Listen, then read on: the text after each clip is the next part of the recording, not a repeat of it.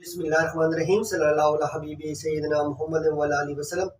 जो मेरा तज्ज़िया था वही डॉन न्यूज़ ने रिपोर्ट किया कि लाहौर ने नवाज शरीफ की वापसी से ला तुर्की का ऐलान किया और कोई ख़ास पार्टिसिपेशन नहीं की और लाहौर ने कोई दिलचस्पी नहीं दिखाई नून लीग के जलसे में। तो ये नवाज शरीफ की बहुत बड़ी नाकामी है। नवाज शरीफ इतना बड़ा क्राउड इकट्ठा नहीं कर सके। जो मुस्लिम लीग नवाज का आखिरी कार्ड था वो ज़ाया हो गया और जो इन्होंने इम्पैक्ट क्रिएट करना था वो नहीं हो सका, क्योंकि लाहौर में नवाज शरीफ ने जैसा इमरान खान के मुकाबले के करना था उसने ऐसा नहीं करना था कि उसने को पीपल पार्टी या जमात इस्लामी या किसी और सियासी जमात को दिखाना था। उसने इमरान खान के मुकाबले का जैसा करना था, लेकिन वो मुकम्मल तौर पे नाकाम रहा और लाहौर ने जो है ऐलान नातौलकी किया और लाहौर बाशऊर हो चुका है। लाहौर के अंदर शऊर है, लाहौर के लोग अब सियासी तौर पर मेच्योर है और वो किसी सूरत में भी नवाज शरीफ के ऊपर बिलीव करने को तैयार नहीं। आपने देखा होगा कि मरीम नवाज साहबा जो है वो रो रही थी जब उनके वाला स्टेज पे आए। तो मरीम नवाज साहबा को तो ये पूछना चाहिए था कि आपके वाला साहब ने पाकिस्तान आने से किसने रोका था? ये तो खुद साख्ता जिला वतनी थी, आप खुद ही बहर गए हुए थे, खुद इजाजत लेके यहाँ से इलाज के लिए गए फिर वापस नहीं आए। तो आपको किसने रोका था? आप पाकिस्तान में आपके वाला साहब होते तो आज कब तक जो है उनके केसेस का फैसला हो चुका होता और वो अपनी पाकिस्तान के अंदर ही लाइफ एंजॉय कर रहे होते।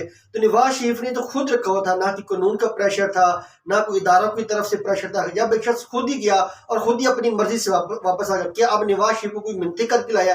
ये सारी अफवाहें, ड्रामा किया जा रहा है, कोई डील होगी, कोई डील नहीं हुई नवाज शरीफ की, किसी शख्स से भी कोई डील नहीं हुई।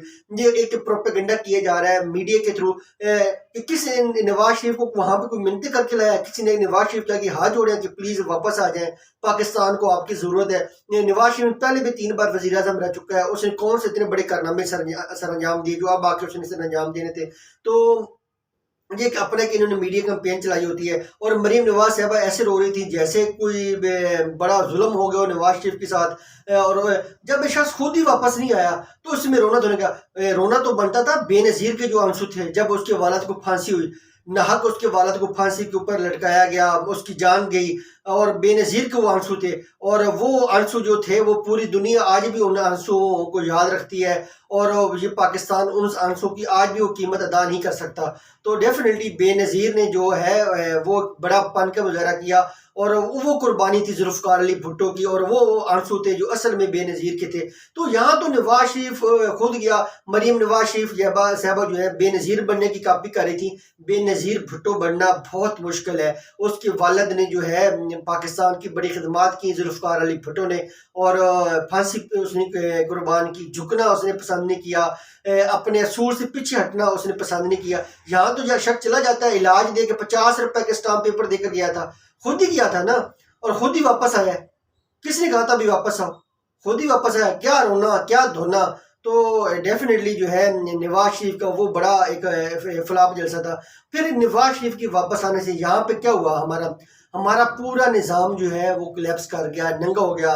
नैब ने कहा हमें जमानत पे कोई इतराज़ नहीं है, हमने गिरफ्तार नहीं करना, अदलिया ने जमानत दे दी।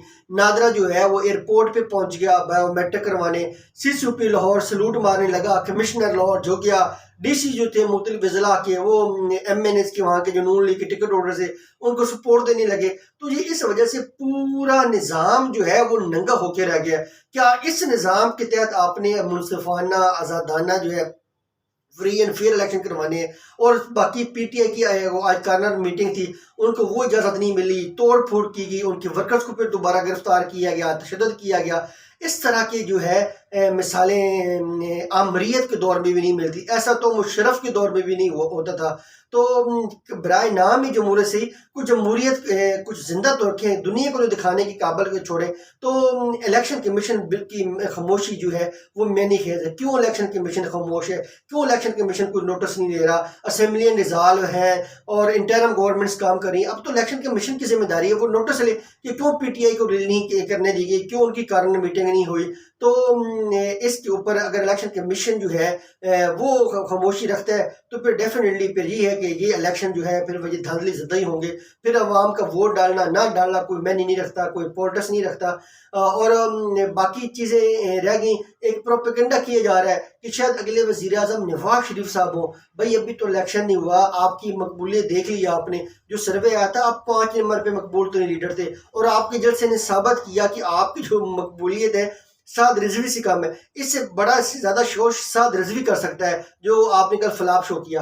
आप तो इमरान खान को दूर कि आपने इमरान खान का मुकाबला क्या करना है, आप तो साद रिजवी का मुकाबला करने से भी रहे। वो भी मीनार पाकिस्तान में इतना बड़ा क्राउड इकट्ठा कर सकता है। यहाँ पे आपने लोगों को पैसे दिए, पता नहीं क्या क्या हीले बहाने किए, पूरा मीडिया कैंपेन चलाई, पूरा मीडिया लगा होता, जहाज उड़ गया, जहाज आ गया, सारा दिन आपने ऑक्युपाई रखा मीडिया कवरेज को नवाज शरीफ की ट्रांसमिशन के लिए। तो उसके बावजूद भी अवाम को आप नहीं निकाल सके। ये है आपकी असल हकीकत। और नवाज शरीफ की जो सियासत है वो बिल्कुल ख़त्म हो चुकी है। अब लोग यकीन करने को तैयार नहीं। और यकीन करें, जितना नवाज शरीफ को मामला मिलती है, सपोर्ट मिलती है, कभी इस तरह की पीपल पार्टी को नहीं मिली, बिलावल भुट्टो को नहीं मिली। तो नवाज शरीफ के साथ जो है बड़ा नरमी का एक रवैया अख्तियार किया जाता है हमेशा से। लेकिन नवाज शरीफ जो है कभी भी अवामी सपोर्ट हो के तहत वज़ीर आज़म भी नहीं बने। अगर फ्री एंड फेयर इलेक्शन हो आज, तो यकीन करें कि नवाज शरीफ अपनी MNA की सीट भी नहीं निकाल सकते। ये इनका एक ग्राउंड रियलिटी है। और बड़ी मुश्किल से जो है इन्होंने अपना इम्पैक्ट क्रिएट करने की कोशिश की थी, वो उनकी वो नाकाम हुई। और वो उसने कोई यूज़फुल टूल इख्तियार नहीं किया कि नवाज शरीफ साहब वापस आएंगे, ये चीज़ें होंगी, वो होगा, ये सब कुछ फ्लॉप गया। तो डेफिनेटली नून लीग के लिए सोचने का मकाम है, नवाज शरीफ के लिए सोचने का मकाम है कि इन हालात में वो कैसे इलेक्शन जीत सकते हैं। कैसे, क्या अभी अब इलेक्शन होने हैं तो PTI या कोई और कैंडिडेट को मौका नहीं मिलना कि वो अपनी इलेक्शन कैंपेन चलाए, कॉर्नर मीटिंग्स करे, जलसे करे, जुलूस की करे। क्या फिर पूरा पंजाब में सिर्फ नवाज शरीफ को मौका देना है? फिर रही कि इसके सर जो जंगीर तरीन की, वो तो पहले ही लोग कह रहे थे कि ये नून लीग की B टीम है। वो ओन चौधरी इस्तकबाल करने वहाँ पे पहुंचा हुआ था। क्या उन लोगों ने उनको वोट देने हैं? क्या उनकी जमात ने कामयाब होना है? वो उनका हेलीकॉप्टर नवाज शरीफ को लेकर घूम रहा था, कभी जलसे में कभी किधर, और ओन चौधरी साहब उसको वेलकम कर रहे थे। तो डेफिनेटली जंगीर तरीन ने जो अपना कद काट है उसको माइनस किया। कम से कम आपकी दोस्ती होती हैं, लेकिन आप मेच्योर पॉलिटिक्स करते हैं। आप के वोटर्स होते हैं, सपोर्टर्स होते हैं। आप जब एक पब्लिक फिगर जब पॉलिटिकल फिगर बनते हैं, तो लोग आपके मीटिंग से, आपके डायलॉग से एक मैसेज लेते हैं, इंस्पायर होते हैं, उनको इंकरेजमेंट मिलती है। लोग सोचते हैं कि शख्स को वोट देना है या नहीं देना। जब आपने नून लीग की B टीम ही बनना है, तो फिर वहाँ पे लोगों ने आपको क्या वोट देना है, क्या सपोर्ट करनी है। इसी तरह का हाल परवेज खट्टा का है कि वो जलसे करता है और कुर्सियाँ खाली होती हैं। तो डेफिनेटली जो है इस वक्त जितनी भी जमातें हैं, नून लीग हो गई, जो नई जमातें मार्ज वजूद में आई हैं, ये नून लीग की B टीम का ही सूरत इख्तियार कर चुकी हैं। और लोग जो थे, जो 16 माह की कारकर्दगी थी शहबाज शरीफ की बतौर वज़ीर आज़म, उससे बहुत मायूस हुए। इस 16 माह की जो कारकर्दगी थी उसने अवाम को नून लीग से बहुत दूर कर दी। अदरवाइज़ कोई वजह नहीं थी। इनका जो वोट को इज़्ज़त का बयानिया था वो मकबूल हो रहा था तरीके अहमद से पहले। इनका वोट बैंक भी था, ये पंजाब के अंदर ज़मीनी इंतखाबात भी जीत रहे थे, बड़ा अच्छा इनका वहाँ पे स्कोर आ रहा था, और एक बड़ी इनकी मोमेंटम बनी हुई थी, पॉलिटिकल इनके इम्पैक्ट था, लोग इनको पसंद कर रहे थे। लेकिन जैसे इन्होंने अदम एतमाद की, और ख़ास तौर पर इन्होंने वहाँ पर जो गलती की, जो गवर्नमेंट को कंटिन्यू किया 16 माह, तो 16 माह या तो आप डिलीवर करते, आप फ्रूटफुल रिजल्ट देते, लोगों की ज़िंदगियों में सहूलियात पैदा करते, महंगाई को कंट्रोल करते, कम करते, डॉलर का रेट कंट्रोल करते, तो वो आप कर नहीं सके। और जब लोग ये एक्सपेक्ट कर रहे हैं, लोग ये समझते हैं, जब शहबाज शरीफ और नवाज शरीफ में क्या फ़र्क है?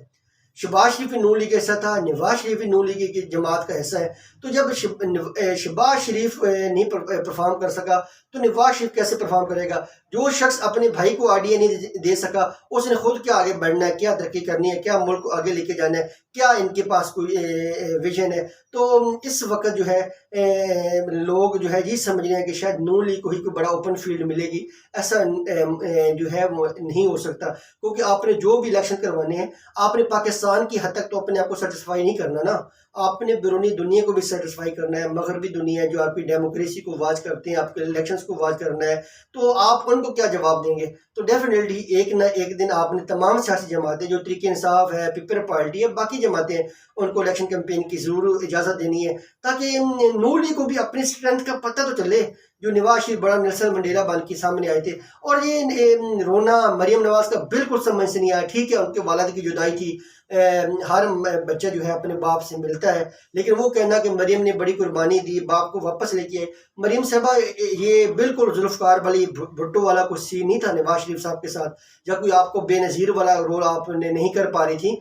आपका वाला साहब खुद ही यहाँ से गए थे और खुद ही वापस आए। तो ना ही इनको कोई मजबूर किया गया था जाने के लिए, ना ही वापस आने के लिए मजबूर किया था। ये नवाज शरीफ का अपना इंडिपेंडेंट फैसला था, उसकी अपनी अक्लमंदी थी, अपनी सियासत थी। उस पर आप नवाज इख्तलाफ राय रख सकते हैं। अब नवाज शरीफ के फैसले पे रोना मरीम नवाज शरीफ साहबा का, ये समझ से बाला तर है।